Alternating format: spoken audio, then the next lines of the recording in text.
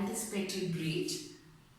We have finished with the information. Once we finish the information, once the information is got, depending upon that, the damages will be given. Usually, when we are talking about anticipatory breach, some people ask for specific performance or some of them ask for damages. But most often than not, it is the damages suit which is being filed, suit for damages, which is being filed. Okay. So it may be specific performance. See, for example, here I have told you that it's a very famous actor. So probably those toothpaste company people want that particular actor to be there. Okay. So in that case, there would be a case for specific performance. But even otherwise, there may be case for damages. Someone else better or some other person who is ready to do it may also be taken on board. Okay. So all that depends upon the facts of the case. We will not go into that. I am just telling you how to approach the anticipatory breach when you get a matter of this type. Okay. Now we go to the next one, which is known as actual breach. See, now why we talk about these breach, two types of breach, is only to determine the damage done, because of which you will have to give a remedy. Okay. Now when we are talking about actual breach, what do you mean by an actual breach? Actual breach means a breach which is when it is actually committed.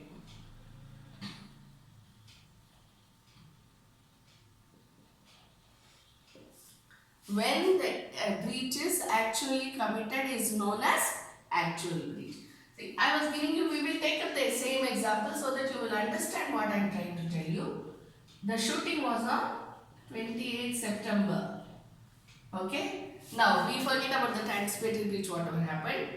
Till 28 September, the person, the actor, before that if he says, I may not be able to attend, then it is known as anticipatory breach. I'm sorry.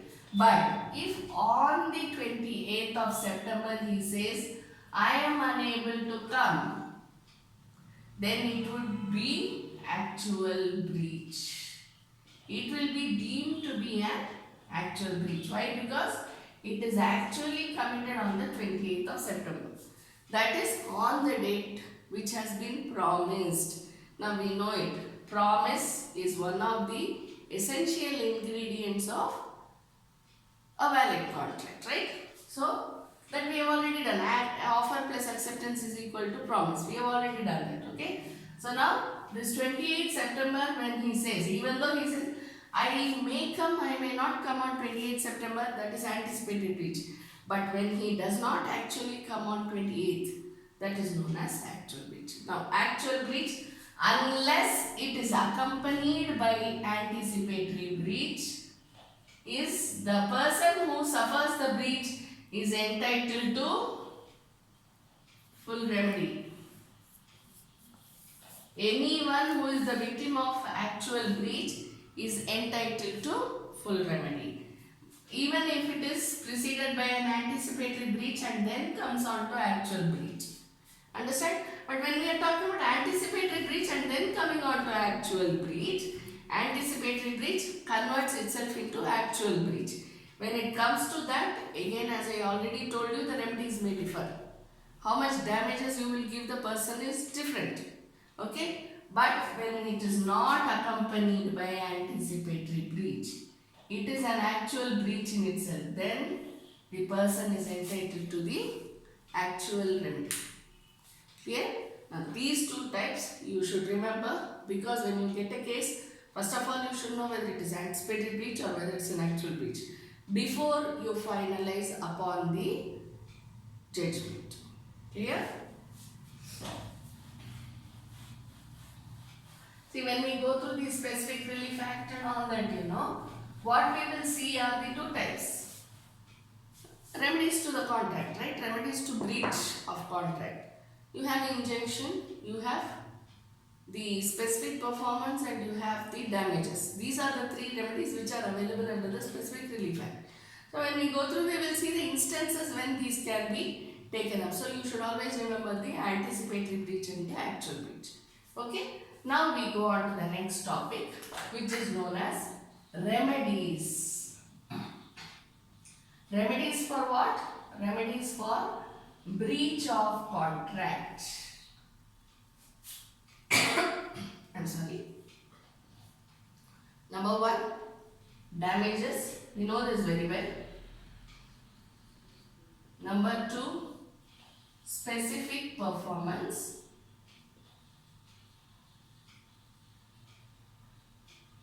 So how will you write? When you are writing your mains exam answer, what are the remedies for breach of contract? Then what you will write? Or suppose there is a question, a scenario based question which is given, a case study.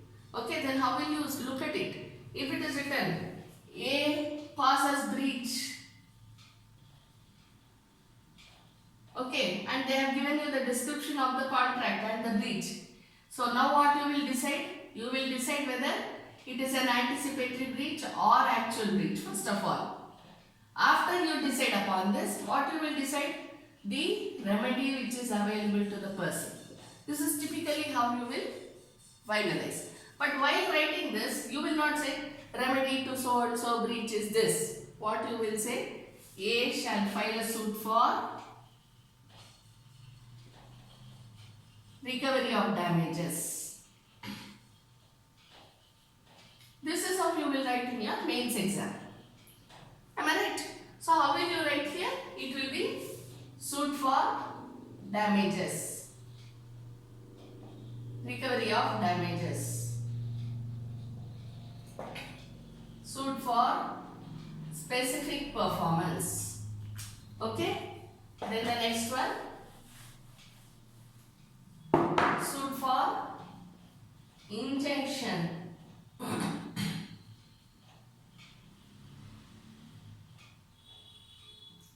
Then suit for quantum merit. Merit, please note the spelling MERUIT, but we pronounce it as merit. Okay, there are 4. Suit for recovery of damages, suit for specific performance, suit for injunction, suit for quantum merit. Okay, these are the remedies for breach. But when you are writing your main exam, as I told you, it should be suit for so and so remedy. Clear? Now, first we will take up with the suit for recovery of damages.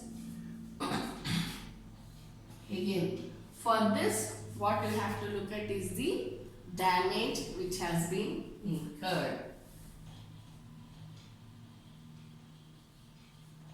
It depends upon the damage incurred.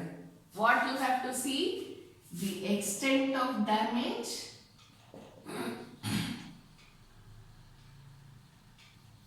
and the remoteness of damage.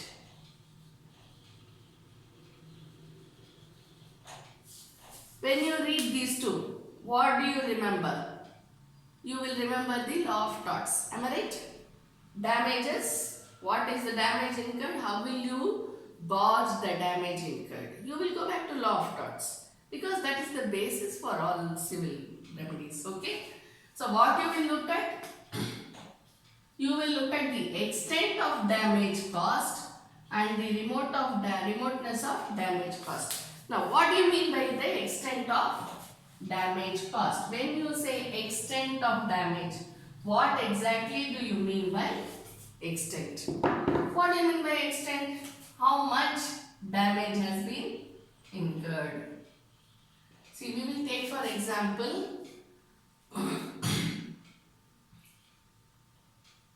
a company. Okay? Or we will take up the same anticipatory breach, whatever we have done. Okay? Because that would give you an idea how to deal with the case when you actually come upon it. Okay? Now, how much of damage has been incurred? What's the extent of damage? See, I told you, you have to remember anticipatory breach and actual breach. This is where it works out. Okay? How much damage has been incurred? If it is an anticipatory breach, obviously it would be lesser, am I right? The extent of damage would be less. if it is an actual breach, the extent of damage would be more. Anticipated breach, he already says, I may come, I may not come. So the expectation level is also less. Therefore, the damage incurred, even though the person has suffered loss, the loss will be self-incurred. I know that the actor may come, may not come. But what I do, I should not miss the actor's appearance on that day. So what I will do, oh maybe he'll come, I have no idea. What if he comes? So I will make all sorts of arrangement for the shooting of the advertisement. So when that happens, what will I think? Suppose he comes on that day, I should not be I should not make a fool of myself. So what do? I make all the arrangements and I'm there. Okay. Now when will I file a case against him? Suppose he says I will be there, but I may not be there. And that I may not be there is of say 10%. 90% I am sure I will be there, but 10% I am not sure. In that case, I will be gauging, I will be waiting for this 90% to happen. I will never look at the 10%. Am I right? So if he does not come on that day, then even the extent of loss will be more. But suppose he says, I am 15% sure that I will come, but the rest of 75% I don't think I will come. Then what will happen? 75, 85, whatever is the percentage, I don't think I will come. So if I think like that, then what will happen? But still I say, 15% he said that he will come, so he will surely come. Now whose fault is that? Mine. So it is contributory. He told 15% sure, but I believe that and I am waiting. Here he has told 90% sure, 10% is not sure. So for this 10%, the extent of damage. For this 15% I am so sure, 85% he said he is not sure. So obviously the extent of damage incurred as per the judge will be lesser. Why will the judge feel like that? Because the acceptance he is given is only of 15%. 85% he is sure is not going to come. When he is told like that, it is my fault that I prepared for the advertisement. So when I go to the judge and say, sir, I know it is an anticipatory breach, but still I prepared and therefore I lost so much. What will the judge tell me? He already told you that it is only 15% sure, 85% he is not sure. Who told you to make all the arrangements? I am not going to allow your petition for damages. You understand? But suppose he says 90% I am sure, 10% I am not sure. The judge will readily give me the damages that I have lost. Or at least to some percentage he will give me the damages. Understand? So in order to know the extent of damage, first of all you should know whether it is anticipatory breach or actual breach. Then depending on that, if it is an actual breach, then you go on to say, this is the extent of damage incurred. Therefore, I am passing this judgment for allowing the suit for damages. Okay. Now, next we go to the remoteness of damage.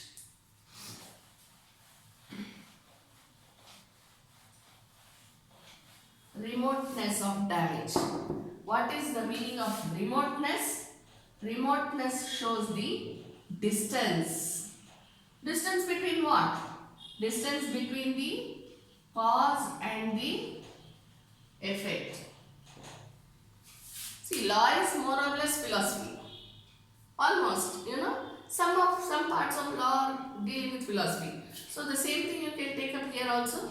You can say that the distance between cause and effect gives you the remoteness of damage. For what you should know the remoteness? For the damage incurred, so that you can get damages or specific performance or whatever remedy it is. Understand? The distance between cause and damage. If it is very close, if the distance is very close, then you don't have to worry at all, because the damages will be given. Okay? Now, if the distance is very far, then damages will not be given. If the cause and the effect, there are numerous intervening possibilities.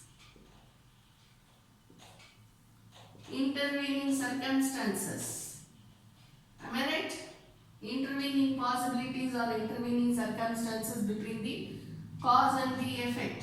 Then you will see, is contributory negligence anywhere over here?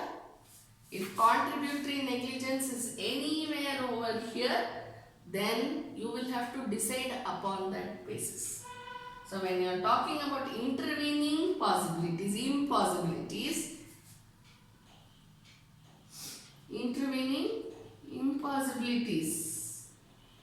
then you will see whether contributory negligence happens anywhere. If contributory negligence is there, then you know what is the distance between the cause and effect and who is causing it.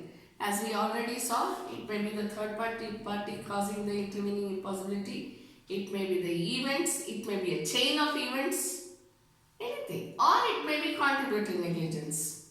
So when you have all these intervening impossibilities over there, intervening circumstances, you look out for contributory negligence because you are a judge. When you see contributory negligence and then say, it's because of your mistake that this effect has happened. Now come on, don't file any suit for this. I dismiss the petition. I dismiss the suit. Understand? So here you have to look at the remoteness. I will give you one very simple case study which I found very interesting when I thought about it. Okay? A patient undergoes a surgery.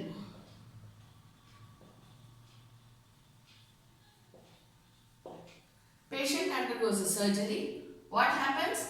The patient's bed is here somewhere. I am very poor in drawing, please don't mind. The patient's bed is here. It's such a big room. Okay? And in the corner of the room is a kerchief which has been used. Okay? And this is a very sensitive operation for some disease or something like that. But there is a kerchief here. You have all sorts of doctors and nurses and all the equipments over here. But then what happens? The patient's operation is not successful.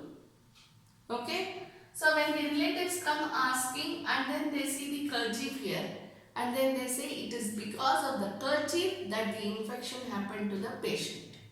Therefore they sue the doctor for damages. Okay? Because of negligence, doctor's negligence. How far will it work out? Okay? When I thought about this case study, I was quite happy about it. Now, how far will this work out? First, you have to look at the distance. Here, I am not talking to you about the distance between the bed and the kerchief. But it is the distance between the cause and the effect. What's the effect? Infection. What's the cause? The relatives say that it's a kerchief. Is it possible for the person to get infection because of this kerchief in the far end of the room? Is it possible? That's a very, very difficult issue to be determined. Okay? So, one thing is the person will not get any damages, but the judge may give damages on the basis that cleanliness should be maintained in hospitals. Right? Cleanliness should be maintained in hospital. If there is a kerchief, whether used or unused or whatever it is, it should not be there in the operation room. Okay? So, because of that, the court may give the damages, grant the damages. But it will not be to the extent which the plaintiff asks for. Understand? So, this is what you have to know with regard to the damage incurred, the extent and the remoteness of damage. Then you can think about the damages which shall be given by you, which shall be ordered by you. Okay? Now we go to the damages part. There is something called the types of damages. You know this very well. Nominal damages,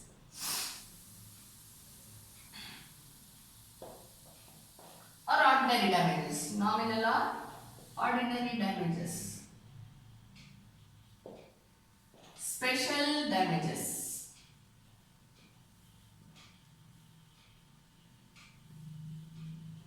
Third one, exemplary damages.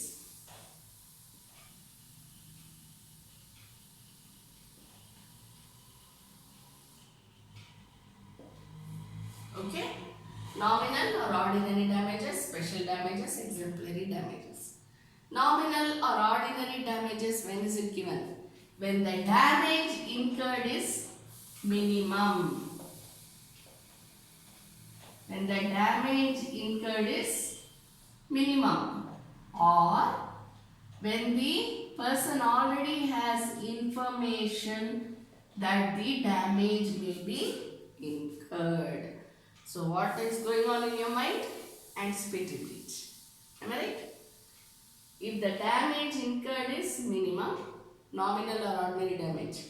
If the information given, already given, therefore there is only anticipated breach. So that will not cause much damage. Again we go back to minimum damage. In such cases, ordinary or nominal damages will be given. And otherwise also, where the risk factor is ordinarily involved.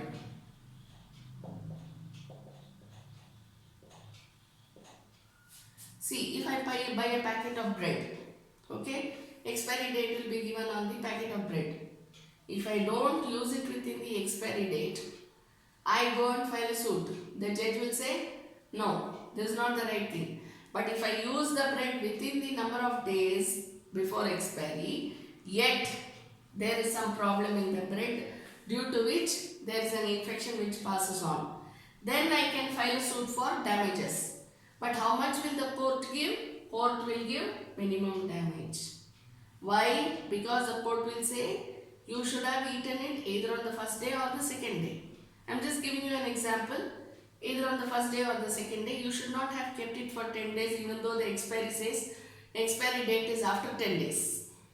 Clear? Like how we have our tablets and medicines and all these things, it has an expiry date, but just because it is written 31st December 2018, we cannot have this syrup on 31st December 2018 and then say no, it's not having any effect, so you pay me damages. Understand? So in that case, it will be deemed to be as if there is a minimum damage which has been caused. It will be deemed to be. Understand? Special damages is when the risk is not ordinarily involved.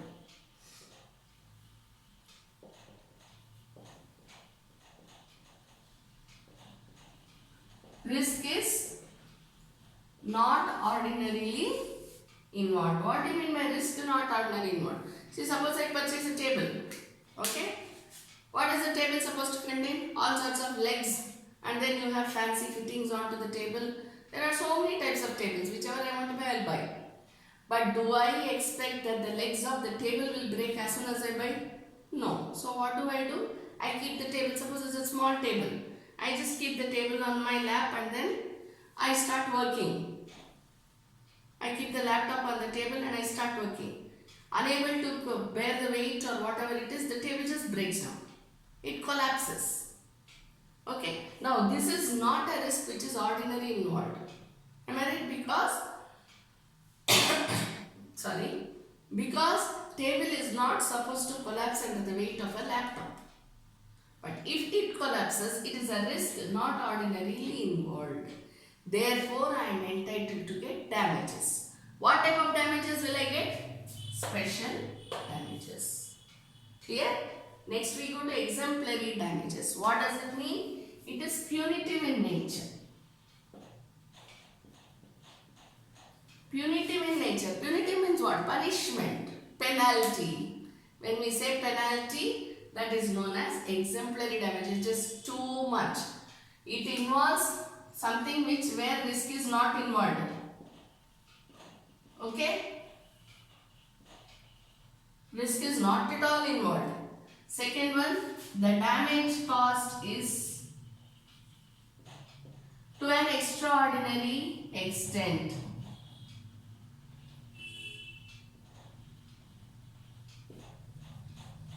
See, nowadays we hear news or we see the news where the buildings just collapse soon after they are built.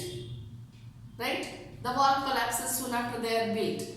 These are all examples of exemplary damages. Here not only will a criminal complaint be filed, but when it comes to damages part, exemplary damages will be provided to the parties. Why? Because it is usually not at all involved. Risk is not at all involved. When we look at a wall and when we go onto the wall, do we fall? No, not ordinarily. Therefore, risk is not ordinarily involved and the damage incurred is to an extraordinary extent. Understand? So, this is the type of damages, types of damages for the damage which has been incurred. Okay, thank you.